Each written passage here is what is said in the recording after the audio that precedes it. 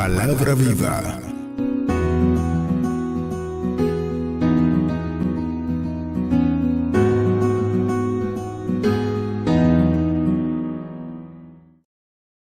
Dios les bendiga, mis amados hermanos. Yo otra vez por aquí para continuar estos estudios de la palabra. Damos otra vez, bueno, ya el pastor lo había hecho, pero saludos a todos los que nos ven, a los que nos siguen, a los que van a seguir, nos van a ver la reproducción de los videos que se graben y todo eso, porque es importante que podamos continuar con el estudio de la palabra. Y tal vez me voy a tomar un minutito para aclararles algo. Cuando yo llegaba, alguien se me acerca y me dice, usted otra vez para darnos susto o algo así, para asustarnos otra vez, ¿no? Y nosotros podemos sentir ciertamente aprensión, un poco de... que nos llama la atención, ¿verdad?, hablar de estas cosas. Pero no sentirnos asustados, porque puede dar temor. Y vamos a ver más adelante, si Dios lo permite, en otras prédicas, cuando entremos de lleno en otros capítulos de Apocalipsis y todo eso, que las bestias, que el anticristo, que el esto y que el aquello, y uno tiene miedo. Pero no es para tener miedo. Es para que veamos que en cada paso tenemos una oportunidad más que Dios nos da. Y Dios da a la humanidad una oportunidad más cada vez y cada vez. Y a pesar de lo malo que pueda parecer, lo único que hace el libro de Apocalipsis es mostrarnos, como toda la Biblia, mostrarnos el camino para acercarnos al Señor. Y que Dios nos está esperando y que todavía hay tiempo para acercarse a Él, por amor de su nombre, porque Él nos ama y por amor hace estas cosas. Amén. Así que siempre que analicemos esto de escatología, no tengan miedo, tengan el gozo de saber que nos estamos preparando para su venida. Amén. Pero vamos a tomar en cuenta eso. Gloria al Señor. Pues vamos entonces... y voy a otear. ¿Saben lo que es otear? ¿Alguien oído el término otear? ¿Dónde están sus Biblias? Voy a otear así, rápidamente. Muy bien, muy bien. Y digo otear, y el término otear quiere decir más o menos lo que hace la atalaya. Estar atento mirando lo que sucede para identificar qué es lo que hay. Y nosotros tenemos que otear el horizonte, tenemos que otear lo que está sucediendo ahora mismo, porque estas cosas que están sucediendo son el preludio, son los indicadores de que la venida del Señor está cerca y que tenemos que prepararnos. Amén. Así que vamos a otear como conviene, como corresponde. ¿De acuerdo? Vamos a otear. Y vamos de una vez en materia. Vamos a buscar en nuestras Biblias, como lo habíamos preguntado, en Primera de Juan 4:20. Primera de Juan, capítulo 4, versículo 20. Si me ayudan por allí, ok. Dice la palabra del Señor. Si alguno dice... yo amo a Dios y aborrece a su hermano, es mentiroso. Pues el que no ama a su hermano a quien ha visto, ¿cómo puede amar a Dios a quien no ha visto? Amén. Aleluya. Y fíjense esta palabra. Pero uno dirá tal vez, si viene a hablarnos de las iglesias, si viene a hablarnos de escatología, ¿qué tiene que ver esto con eso? Directamente parece que no tuviera ninguna relación. Pero vamos a ver cómo se relaciona esto con lo que tenemos que hablar ahora. Y es que nos está mostrando uno de los atributos principales de Dios, o tal vez el principal, que es que Dios es amor. Amén. Y si nosotros nos queremos llamar discípulos del Señor, o nos queremos llamar cristianos, también tenemos que responder de la misma manera, es decir, actuar en amor. Si Dios es amor, así como dice en 1 de Juan 4:8, y al final del texto dice, Dios es amor. Esa es la esencia de Dios. Amén. Entonces, si esa es la esencia de Dios, nosotros como cristianos tenemos que actuar también de la misma manera. Tenemos que actuar de la misma manera. ¿Y por qué digo qué relación tendría con lo que vamos a hablar ahora? Porque vamos a empezar a analizar las iglesias y la primera iglesia que analizaremos será Efesios, la iglesia de Efesios. Y el reclamo que Dios le hace a Efesios es precisamente que ha dejado su primer amor. Y ahí tenemos que tener mucho cuidado. Porque tal vez ahí se va a centralizar, ahí vamos a ver el meollo del asunto, si vale el término, del qué es lo que nos puede estar pasando a nosotros. ¿Hemos dejado el primer amor? Esa iglesia dejó el primer amor, dice. Y como veremos analizando paso por paso, vamos a ver que no es que estaba sin hacer nada, no es que estaba fuera de los caminos, estaba en los caminos del Señor, estaba haciendo obra para el Señor. Estaba haciendo muchas cosas, pero ¿cuál era su motivación de hacerlas? ¿Por cumplir? ¿Venimos al culto por cumplir? ¿Hacemos actividades por cumplir? ¿Porque nos vean?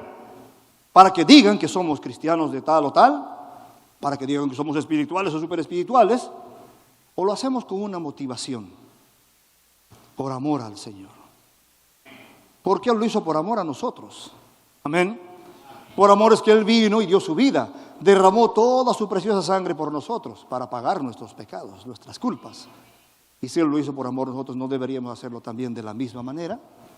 Y entonces Dios confronta a la iglesia y le dice que tengo contra ti, que has dejado, no perdido, y ya lo diferenciaremos después, has dejado tu primer amor. Amén. Eso debería caracterizarnos a cada uno de nosotros. Y el mensaje de hoy va a ir centralizado en eso, a pesar de que vamos a ver la iglesia en un contexto histórico, vamos a ver la iglesia en un análisis, pero la idea es que espiritualmente nuestro rema sea pensar, concientizarnos de en qué estado estamos como iglesia y si hemos dejado nuestro primer amor. O estamos tal vez en ese primer amor, o estamos viviendo ese primer amor. Y ese amor es el que nos dé fuerzas para hacer las cosas. Que ese primer amor sea el motor que nos ayude a movernos, a hacer las cosas para el Señor. No, como les decía, porque nos vean, porque nos digan, por cumplir, etcétera, etcétera, sino porque Él nos amó primero. Amén. También nosotros amemos a los demás y hagamos lo que nos manda hacer por amor de su nombre, por amor a Él. Amén. Ojo con eso. Si ese es el rema de la prédica de hoy, lo han entendido, ¿verdad? Ya pudiéramos decir que terminamos y nos podemos ir. Pero no los puedo mandar ahora porque si no vamos a tener problemas. Así que vamos a analizar la palabra y luego rebundaremos, volveremos un poco sobre el tema. Amén. Así que vamos a continuar. Y como decía, vamos a volver al texto que empezamos la anterior semana, porque vamos a empezar a hablar de las iglesias. Y les voy a invitar a que busquen ahora otro texto, que ya lo vimos la anterior semana en Apocalipsis, en el capítulo 1, los versículos 19 y 20. Apocalipsis 1, 19 y 20. Para retomar donde lo dejamos, vamos a decir, de lo que sí empezamos la anterior semana. Si lo tienen, le dicen amén. Amén. Dice la palabra del Señor, Apocalipsis 1, 19 y 20. Escribe las cosas que has visto, y las que son, y las que han de ser después de estas. El misterio de las 7 estrellas que has visto en mi diestra, y de los 7 candeleros de oro. Las 7 estrellas son los ángeles de las 7 iglesias, y los 7 candeleros que has visto son las 7 iglesias. Y entonces, como recordarán, Dios mismo, Jesús mismo, se presenta delante del apóstol y le manda a escribir un mensaje a los ángeles de la iglesia. ¿Y quiénes dijimos que eran los ángeles de la iglesia? Los pastores, ¿verdad? Aunque también había alguien que decían que eran los mensajeros que habían ido a preguntarle a Juan sobre su estado y para saber cómo estaban en general las cosas. Pero se asume que son los pastores de las iglesias. Amén. Y los 7 candeleros son las iglesias. Y recordábamos y decíamos cómo dimos fuerte, decíamos, a los pastores y también a las ovejas, porque Dios mismo nos mandó a obedecer y sujetarnos para que las cosas vayan bien, para que el pastor no tenga carga y el pastor, como que ha de dar cuenta de las cosas, haga lo que tiene que hacer, como tiene que hacerlo. Porque como pastores nos asiste una gran responsabilidad. ¿Se acuerdan que habíamos dicho eso? Y nosotros, ¿a qué nos metimos? Pues nos metimos a lo que el Señor nos trajo. Amén. Conforme a su llamamiento. Entonces, habíamos empezado analizando eso y vamos a seguir sobre ese mismo tenor, como les digo, analizando las iglesias ahora. Y cuando hacemos ese análisis en las iglesias, vamos a ver que en todos los mensajes, en las cartas que se mandan a las iglesias, hay un orden. Habíamos dicho, Dios es un Dios de orden. Entonces también hay un orden que se va a repetir en todas las cartas. Y va a haber una secuencia que se va a repetir de la misma manera en todas las cartas. En algunas con más, en algunas con menos intensidad, en algunas con reclamo, en otras con regocijo, en algunas dando bendición y en otras dando advertencia. Pero son 5 elementos que se van a repetir en el análisis de todas las iglesias, de las cartas a las iglesias. Y es que primero hay una presentación. Jesús mismo se presenta a las iglesias. Luego hay un reconocimiento o elogio a lo que la iglesia estuviera haciendo en ese momento. Luego viene una condenación o reclamo. Dios le dice, ¿qué es lo mal que pudiera estar haciendo? Lo que pudiéramos estar haciendo. Viene un consejo o advertencia. Y finalmente, un desafío o una bendición. Amén. Entonces, estos 5 pasos se van a dar en todas las cartas que analicemos a partir de ahora. Amén. Y eso también se va a dar hoy, obviamente, cuando veamos en más detalle el libro de Efesios. Eso por una parte. También hay que considerar que cuando analizamos las iglesias, lo tenemos que ver desde distintas perspectivas. Desde un punto de vista histórico, porque las iglesias en el tiempo van a representar periodos de la historia, desde Pentecostés hasta nuestros días. Y en ese tiempo, cada iglesia también representa un periodo durante la historia. Eso sería un análisis, un enfoque histórico. Pero también tenemos que ver que cuando analizamos las iglesias, lo vamos a ver en un contexto espiritual del cómo están las iglesias hoy. Y entonces cada una de esas iglesias representa un tipo de iglesia hoy. Hay iglesias que pueden estar apostatando, hay iglesias perseguidas, hay iglesias en avivamiento. Entonces también representa el estado actual de las iglesias de hoy. Y son tipos de iglesias. Amén. Y ahí nosotros tendremos que identificar, o creo que lo sabemos, cuál iglesia somos, ¿verdad? O cuál iglesia queremos ser. Y lo vamos a ir analizando así. Si lo viéramos así, muy brevemente, podemos decir que, por ejemplo, a la iglesia de Éfeso, que se le conoce como la iglesia apostólica, nos marca un periodo de tiempo entre el año 30 y el año 100 después de Cristo.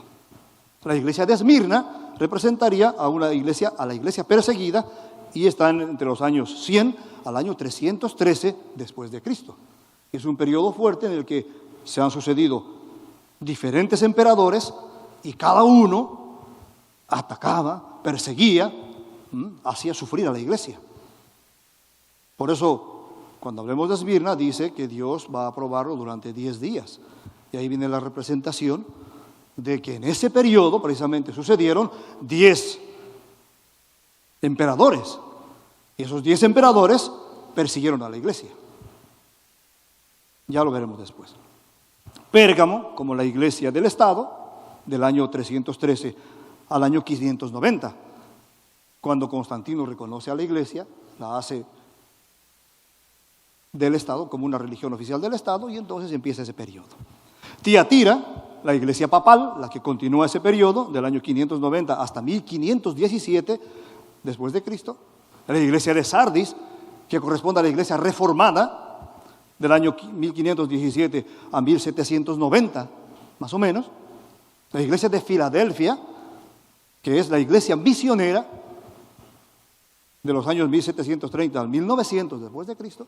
Y tenemos la iglesia de Laodicea, en ese intervalo de tiempo, que sería la iglesia apóstata de los últimos tiempos, a partir del año 1900. Pero como les digo, ese es el enfoque histórico. Sin embargo, también podemos nosotros ver que hoy en día hay una representación de cada una de estas iglesias actualmente. Actualmente hay representación de cada una de ellas. Así que vamos a ir, ya no tenemos mucho tiempo más, vamos a entrar en materia, como decíamos, y vemos la iglesia de Éfeso. Así que os voy a pedir que me acompañen al libro de Apocalipsis, en el capítulo 2, ahí mismo donde estábamos, o cerca de donde estábamos, de los versículos 1 al 7. Apocalipsis 2, de los versículos 1 al 7. Amén. Dice la palabra del Señor.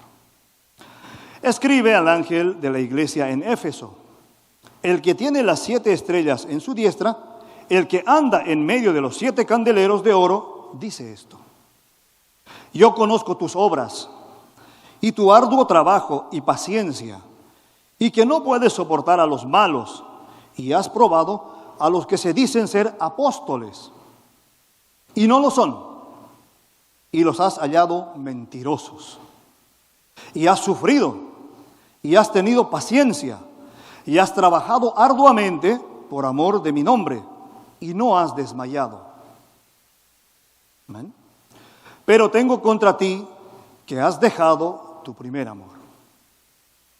Recuerda, por tanto, de dónde has caído, y arrepiéntete, y haz las primeras obras, pues si no, vendré pronto a ti, y quitaré tu candelero de su lugar, si no te hubieres arrepentido. Pero tienes esto, que aborreces las obras de los nicolaitas, las cuales yo también aborrezco. El que tiene oído, oiga lo que el Espíritu dice a las iglesias. Al que venciere, le daré de comer del árbol de la vida, el cual está en medio del paraíso de Dios. Aleluya. Y ahí nosotros podemos ir y lo vamos a analizar ahora, como les digo, en base a esos 5 elementos. Y lo que vamos a hacer a continuación, ¿se acuerdan del ejemplo de la tusa?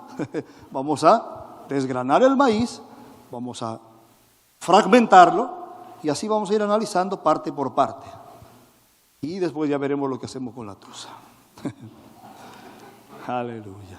Por cierto, alguien dijo que parece que viene una escasez de papel higiénico, así que yo no sé por qué ha pasado, pero cuando el tema de la pandemia y todo eso, lo primero que se acabó fue el papel higiénico, como si los síntomas fueran de diarrea o algo así, ¿verdad? Pero parece que es un indicador de cómo anda el mercado, así que aprovisionese por si acaso.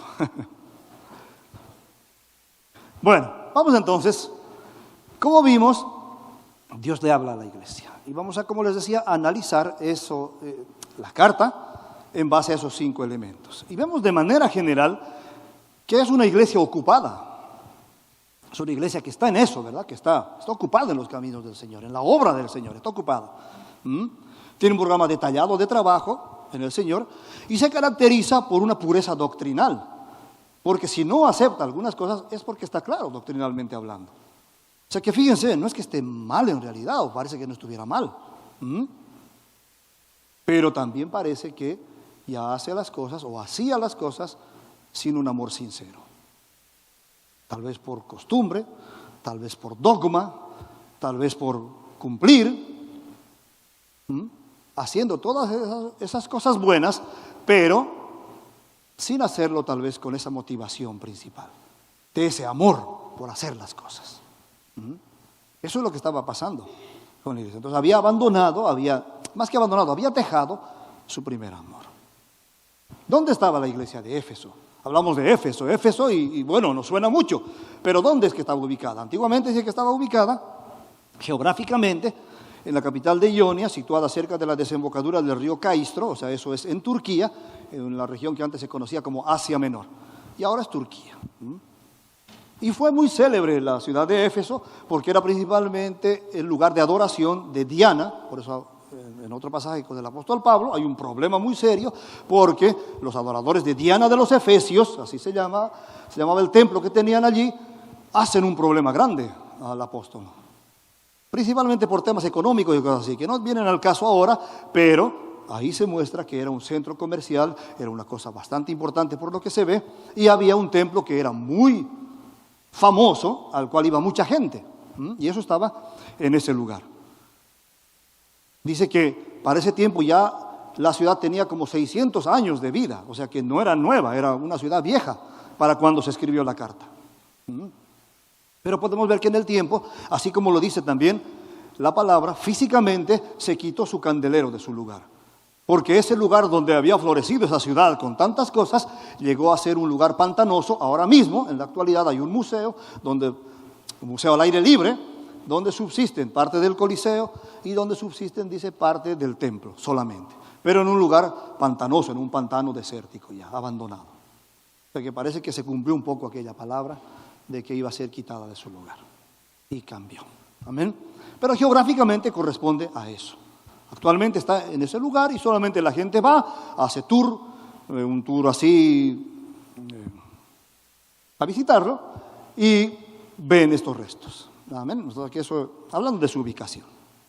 Y vamos a ver entonces parte por parte, como les decía, qué pasa con esta iglesia.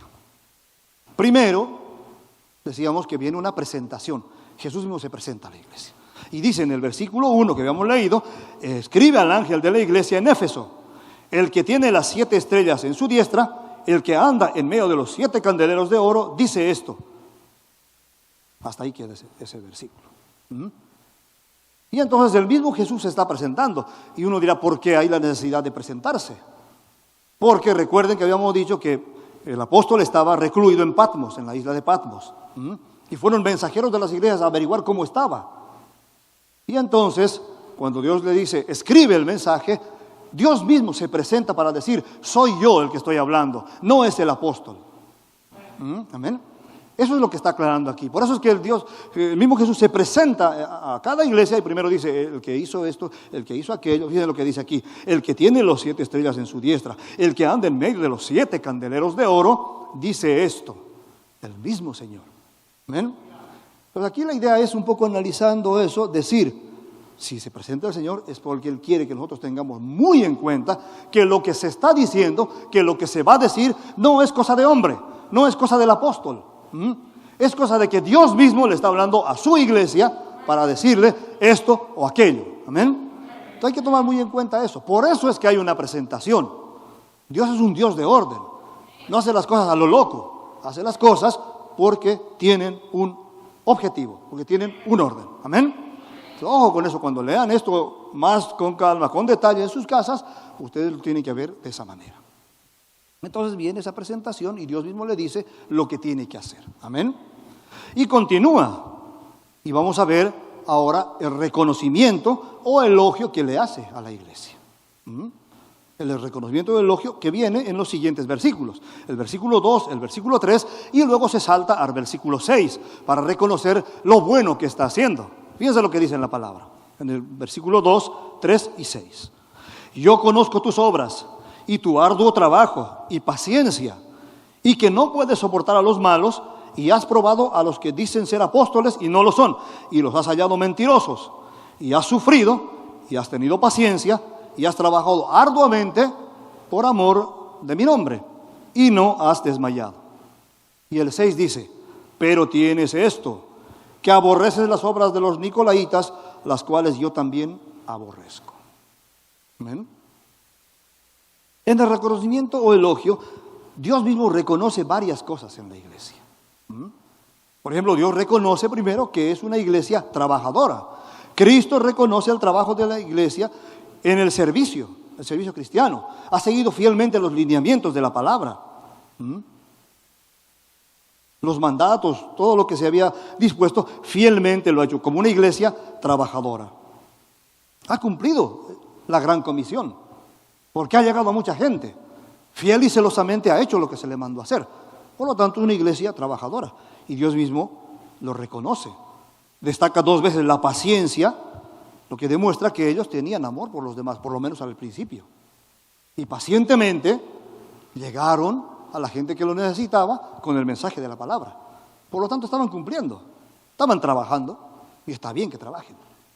Y Dios lo reconoce. Era una iglesia autónoma.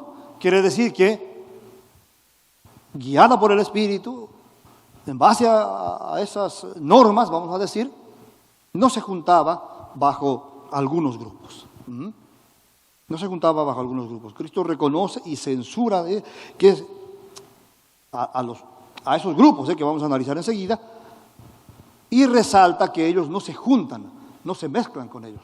Por eso dice, aborreces a los nicolaitas, como yo los aborrezco y todo eso. Y ahí tal vez tenemos que analizar entonces, porque seguramente lo hemos oído, y tal vez ustedes también, alguno lo sabe, ¿quiénes eran esos benditos nicolaitas? ¿O qué quería decir eso de nicolaita? Es importante que lo conozcamos, porque eso es parte de la esencia de este análisis.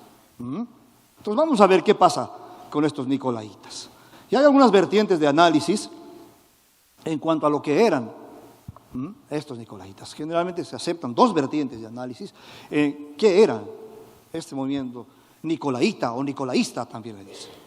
La primera, que dice que es una secta que brota, según la tradición confiable, según lo que se cuenta, que proviene de Nicolás, que eran seguidores de Nicolás, que era un prosélito de Antioquía. Si nosotros no lo vamos a buscar ahora, pero en Hechos, en el capítulo 6, en el versículo 5, nos habla de que tuvieron que escoger diáconos.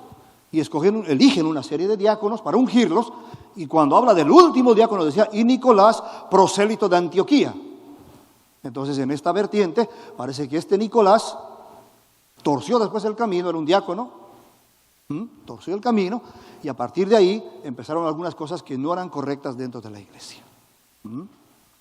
Y entonces algunas personas lo oyeron, lo siguieron, surge una secta gnóstica que se llama antinominianismo, que básicamente es una secta que va en contra de la ley de Dios.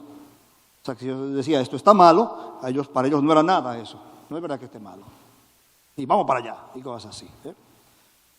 Y parecen haberse caracterizado, dice, por la sensualidad, seduciendo a los cristianos a participar en las fiestas paganas de los ídolos.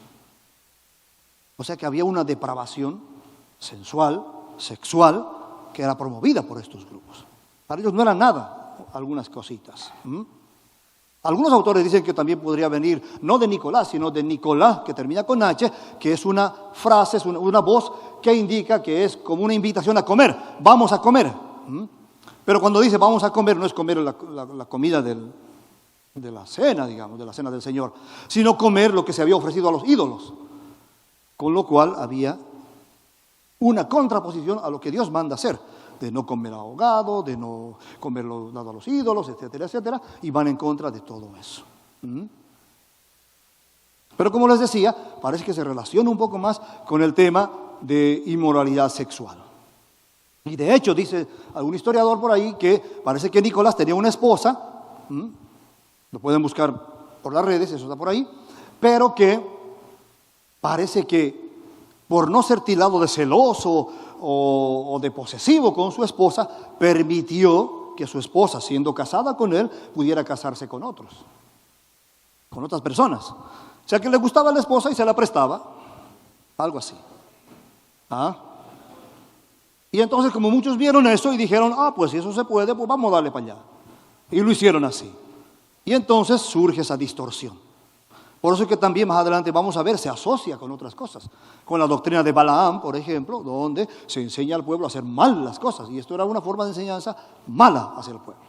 Entonces la primera vertiente, fíjense, como permeando en la iglesia, dañó la iglesia desde ese punto de vista. Dañaba la iglesia. Y por eso Dios dice que los aborrece, porque eran cosas aborrecibles delante del Señor. Amén. Hay que tener muy en cuenta eso. Eso hacían esos nicolaitas por ahí. Hay otra vertiente, no menos importante, que dice que, analizando la palabra, proviene el término Nikolaos, viene de dos voces griegas, Nico, que significa dominio o conquista sobre otros, y Laos, que significa pueblo, gente común, seglar o laico. De ahí podemos analizar la composición de Nikolaos, que viene a ser algo así como dominio sobre el pueblo. Dominio sobre el pueblo, y así visto parece que no fuera malo, pero vamos a ver dónde está el problema de eso.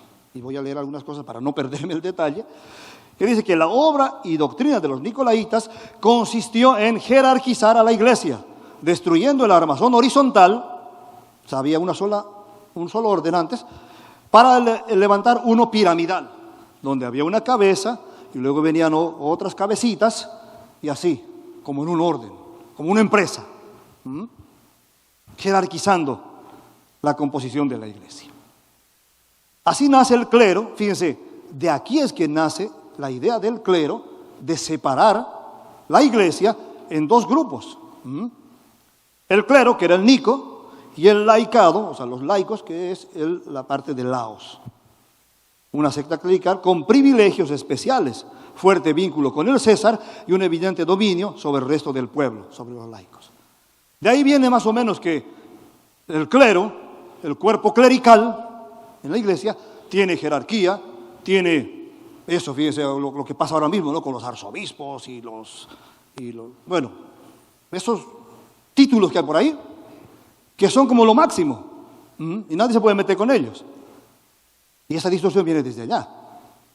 Y entonces, ¿qué hacen ellos? Promueven esa división dentro de la misma iglesia de grupos. Un grupo que era como lo alto, la cabeza, los líderes, y otro grupo que era el pueblo bajo, el pueblo llano, los laicos, o el laicado, como dicen. Los nicolaitas comenzaron a dividir al pueblo de Dios en dos grupos, como decíamos.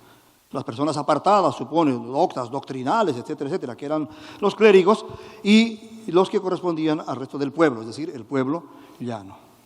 Nombraron obispos, arzobispos, cardenales, papas, de ahí es que viene ya esa división. Este sistema jerárquico no es bíblico, ya que hace que la iglesia local sea esclavizada por el hombre, cuya vida espiritual termina influenciando la vida espiritual también de la iglesia. Porque ya no se ve la iglesia como un solo cuerpo, sino se ve como si fuera una empresa, donde hay un gerente, donde hay subgerentes, donde hay jefes de secciones y donde están los demás trabajadores, en un esquema piramidal. Y eso es malo, vamos a decir, desde el punto de vista de que se pierde la esencia de la iglesia, de ser un solo cuerpo, un solo cuerpo con diferentes órganos que hace una sola función. Y en base a este enfoque se pierde esa cosa. Ahí viene lo peligroso de ese enfoque. Pero Dios reconoce que la iglesia no se ha metido a eso, vamos a decir. Y que se mantuvo al margen de esas prácticas, de acuerdo con lo que Cristo mismo enseñó. Y por eso dice, las cuales yo también aborrezco. Amén. Entonces ahí vemos más o menos cómo los nicolaitas, en una versión o en otra, permean en la iglesia y lo que hacen es tergiversar, lo que hacen es poner tropiezo en la estructura de la iglesia, o más aún, como decíamos, pueden traer perversión, sensualidad, perversión sexual a la iglesia, y eso es tropiezo, eso es problema, eso es aborrecible delante del Señor. Amén. Entonces hay que tener muy en cuenta eso. Por eso en este punto decíamos que la iglesia se mantenía autónoma, no se prestaba a esas cosas. Hay un último enfoque que es un poco fuerte en este punto, que es que también a partir de eso surgen algunos grupos, ya hablando de la iglesia católica, no de la iglesia tradicional, donde comentábamos los arzobispos, etcétera, etcétera, sino dentro de la misma iglesia, donde se hacen algunos grupos, donde surgen hasta cierto modo concilios, donde surgen esos grupos de poder, vamos a decir, a los cuales si uno no pertenece a ellos, si uno no comulga como ellos, si uno no piensa como ellos, pues está mal. Entonces fíjense, hay un cierto modo de división también, hablando ya de puntos doctrinales. Y ahí surgen los concilios y cosas así. Por eso será que Jesús dice, en los tiempos postreros, decía a los apóstoles, a los seguidores de Cristo, que los van a agarrar y los van a echar a los concilios. Y los concilios los van a juzgar y los van a perseguir. De ahí que vienen esas cosas. Y el peligro añadido de eso. ¿Amén? Entonces, eso es la herencia, vamos a decir. Eso es el legado de los nicolaitas en la iglesia. Y eso es lo que Dios no quiere y aborrece. Y le está diciendo a la iglesia, yo te felicito porque tú no estás con esos. Te apartaste de ellos y los aborreces como yo también los aborrezco. Lo está reconociendo. ¿Amén? Lo está reconociendo.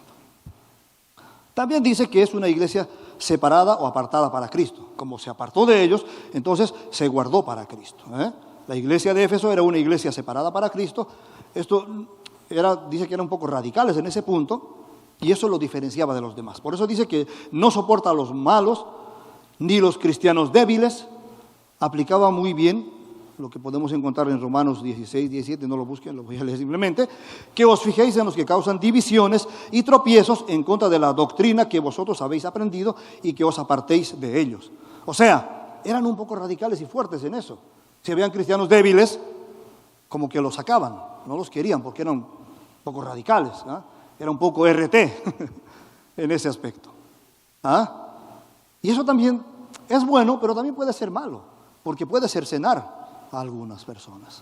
El débil puede caer porque al débil no lo aceptaban. Los débiles fueron. Aplicaba bien eso que dice Romanos.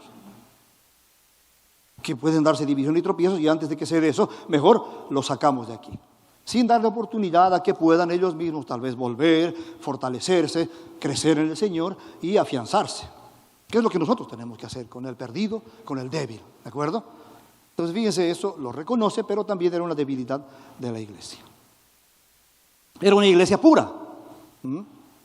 ¿Por qué era pura? Porque no se dejó infiltrar de falsos profetas y apóstoles. Tenía buen discernimiento para detectar los apóstoles mentirosos. Eso sí que sería bueno ahora, ¿verdad? Para detectar esos apóstoles mentirosos que hay por ahí.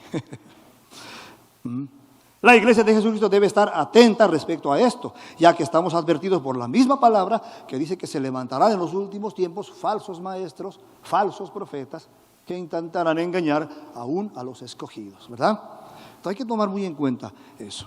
Si buscamos rápidamente 2 de Pedro 2:1, al respecto dice, 2 de Pedro 2:1, solamente un versículo, dice, Pero hubo también falsos profetas entre el pueblo, como habrá entre vosotros falsos maestros, que introducirán encubiertamente herejías destructoras, y aún negarán al Señor que los rescató, atrayendo sobre sí mismos destrucción repentina.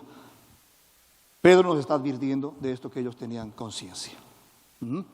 Que nos surgirán falsos maestros y falsos profetas. Segunda de Corintios 11, versículo 13, dice: porque estos son falsos apóstoles, obreros fraudulentos, que se disfrazan como apóstoles de Cristo. Ya nos habla de apóstoles. Antes nos hablaba de falsos maestros, falsos profetas. Ahora nos habla de falsos apóstoles. Hay que tener muy en cuenta eso también. Y Primera de Timoteo 4:1, dice, pero el Espíritu dice claramente que en los postreros tiempos algunos apostatarán de la fe, escuchando a espíritus engañadores y a doctrinas de demonios. O sea que algo que va a suceder ahora en los últimos tiempos, apostatarán, esto está hablando de la misma iglesia, fíjense, hablando de doctrinas equivocadas, doctrinas de demonios, como dice aquí, espíritus engañadores y doctrinas de demonios. Que hay que tener cuidado con todo eso. Si vemos estos 3 versículos que acabamos de leer muy superficialmente, nos habla de falsos profetas, de falsos maestros, de falsos apóstoles y de todo aquel que va a introducir en la iglesia una doctrina equivocada, que lo estamos viendo ahora en muchas cosas. Por eso dice doctrinas de demonios, espíritus engañadores, de los cuales nos tenemos que cuidar. Lo estaban advirtiendo en ese entonces, reconociendo que la iglesia estaba consciente de eso y que se apartaban de estos engañadores. Fíjense qué buen atributo también de la iglesia. O sea que, como hemos leído hasta ahora, hacían buenas cosas, muy buenas podemos decir, porque son cosas que nosotros inclusive ahora necesitamos hacer como iglesia. Pero Dios les reclamará alguna cosita. Si seguimos un poco en ese análisis, la considera también una iglesia sufrida. Una iglesia sufrida porque sin desanimarse seguía predicando sin temor el Evangelio de Cristo. Porque ya había persecución, porque ya había algunos problemas, pero sin temor, como una iglesia sufrida, predicaba la palabra. Así que fíjense, Dios le está resaltando varias cosas muy interesantes. Y a pesar de todo lo bueno que pudieron hacer, Dios también les habla de algo malo, de la condenación, como les habla ahora mismo, de condenación o reclamo. Amén. No tenemos mucho tiempo, ya voy a ir rápido con esta última parte para cerrar, pero les invito a que, si no pueden quedarse, continúen en el segundo servicio, donde vamos a hablar un poco más de detalle los otros puntos que nos quedan en el análisis de la iglesia de Éfeso, o que vean, nos sigan por las redes y todo aquello. Pero entonces vamos a ver rápidamente qué pasa cuando Jesús confronta a la iglesia. Y lo vamos a dejar en ese punto. Condenación o reclamo dice: pero tengo contra ti que has dejado tu primer amor. Y ese es el reclamo que tenemos que analizar hoy.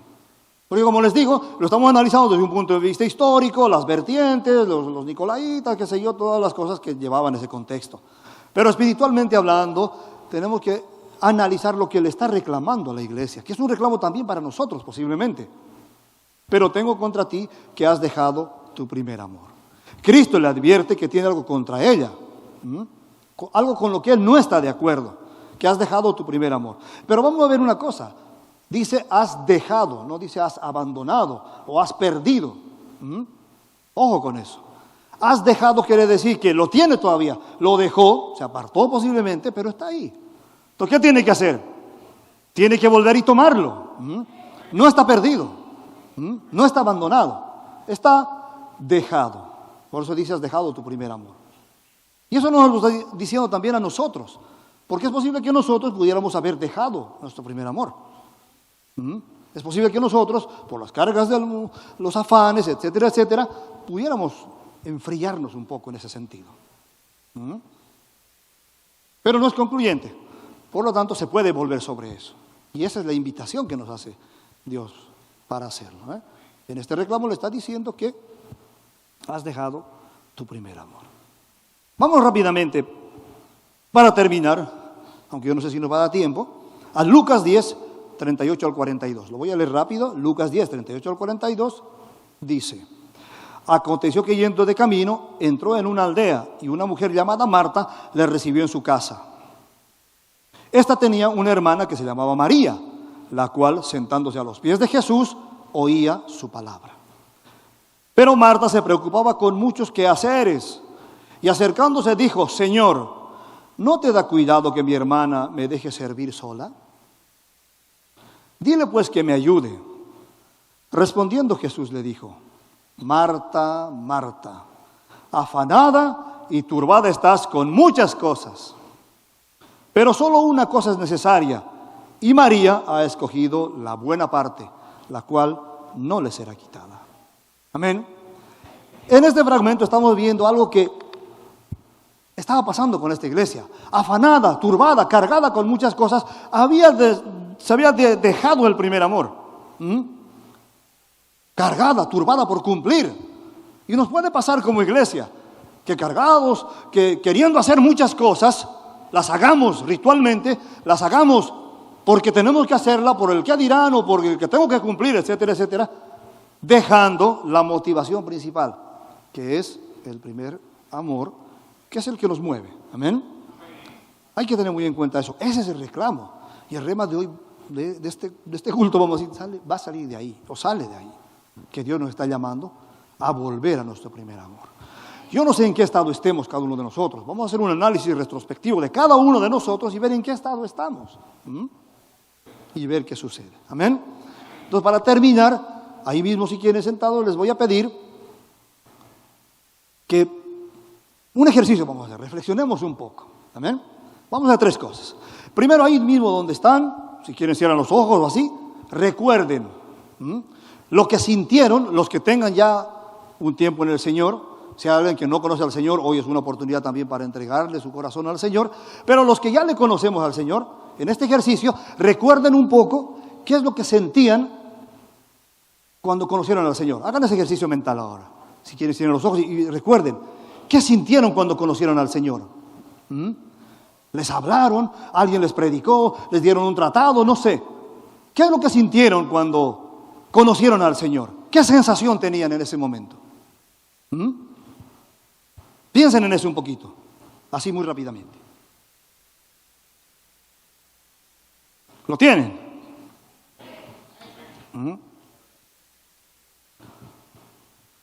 No había esa sensación de amor, de sentirse arropado, de sentirse abrigado. Hasta el aire olía diferente, ¿verdad? Uno quería abrazar a todo el mundo, estaba contento porque decía: wow, Cristo me ama y me ha perdonado y me ha recibido tal como soy. O sea que había algo, ¿verdad? A todos nos pasó eso. Entonces, en ese primer punto, recordamos lo que sentimos el momento en que conocimos al Señor. Ahora les voy a pedir que recuerden un poco más. ¿Qué pasó los primeros meses después de haber conocido al Señor? A ver, hagan memoria ahí. ¿Qué les pasaba? ¿Qué sintieron los siguientes meses, los meses subsecuentes de haber conocido, de haber aceptado al Señor? Cada uno, recuerde, piense.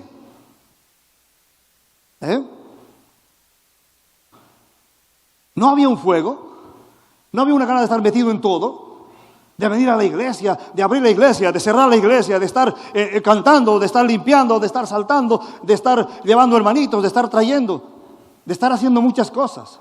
¿No había eso? ¿No teníamos eso? Eso era el primer amor. Eso era ese fuego que nos motivaba a hacer las cosas. Yo recuerdo que sentía que me moría por Jesús, leyendo la palabra y escudriñaba la palabra, y yo sentía que me moría por Jesús. Y así posiblemente con cada uno de ustedes. Porque Dios trata con cada quien de acuerdo a su carácter, tal como es. Pero seguramente, les repito, cada uno estuvimos en algo así. Eso era el primer amor.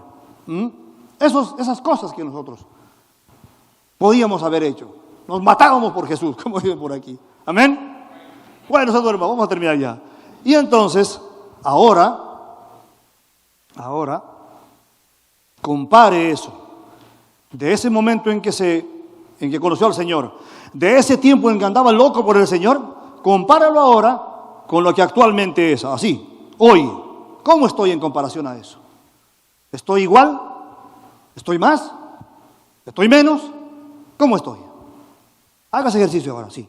Compárelo.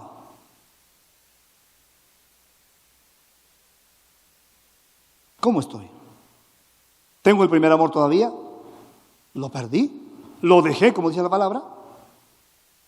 ¿Estoy haciendo las cosas con ese fuego que hacía antes? ¿Con esas ganas, con ese ímpetu que lo hacía antes? ¿Lo estoy haciendo ahora?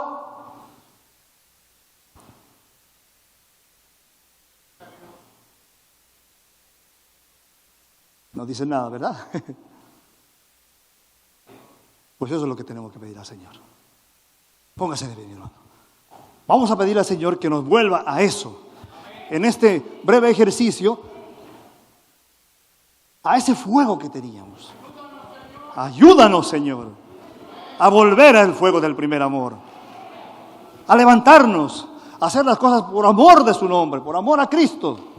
Así como lo habíamos hecho tal vez en ese entonces. Volver a hacerlo ahora y con más fuerza. Porque no lo perdimos, no lo abandonamos. Estaba dejado. Y ahora lo tenemos que retomar. Amén. Vamos a orar. Señor, te damos gracias, Padre. Gracias por tu palabra. Gracias por tu exhortación. Gracias porque a través de ese mensaje de la iglesia tú nos estás hablando a cada uno de nosotros, oh Dios. Y nos vas mostrando las cosas. Y nos vas mostrando, Señor, inclusive así a través de ese ejercicio, lo bueno, lo hermoso que fue conocerte.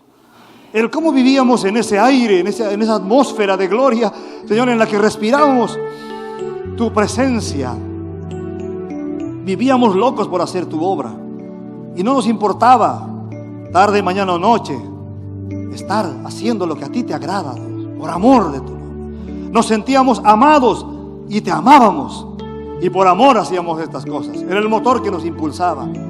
Pero tal vez por diferentes circunstancias, por los afanes, las cargas, las preocupaciones. Ciertamente hemos crecido en algunas cosas, en el conocimiento de tu palabra, sí, posiblemente. Pero también tal vez hemos dejado nuestro primer amor. Y te pedimos ahora, oh Señor, que tú nos ayudes a levantarnos. Que tú nos ayudes, Señor, a retomar ese primer amor con el cual podamos hacer las cosas. Y responder al reclamo que Dios le está haciendo a la iglesia en este pasaje. Y que Dios también nos está haciendo a nosotros. De que es necesario que volvamos a nuestro primer amor. Para hacer las cosas. Ya no por cumplir. Ya no por dogmas religiosos. Ya no por demostrar que soy o que no soy cristiano. Sino con una motivación correcta. Que es amarte y hacerlo por amor de tu nombre. Gracias, Señor, porque tú nos hablas. Aún hay tiempo para cambiar, Señor. Ayúdanos a cambiar. Fortalécenos. Levántanos. Llénanos de ti. Y enséñanos a vivir, Señor, en tu presencia, esperando tu venida, oteando el horizonte, mirando lo que está sucediendo y seguros, sin miedo, sin preocupación, sino con el gozo de que mi Señor viene pronto y estaré eternamente en su presencia. Aleluya. Gracias, Señor. Denle un fuerte aplauso en el nombre de Jesús. Amén. Y amén.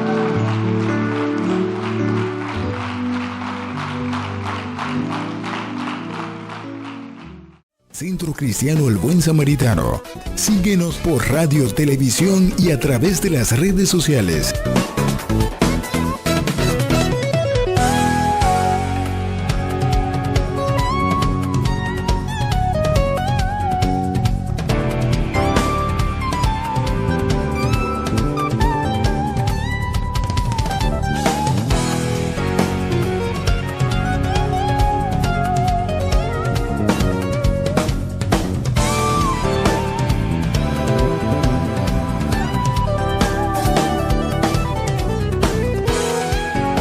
Palabra Viva. Este programa es producido y difundido gracias a la ayuda y ofrenda de hermanos y relacionados al Centro Cristiano El Buen Samaritano.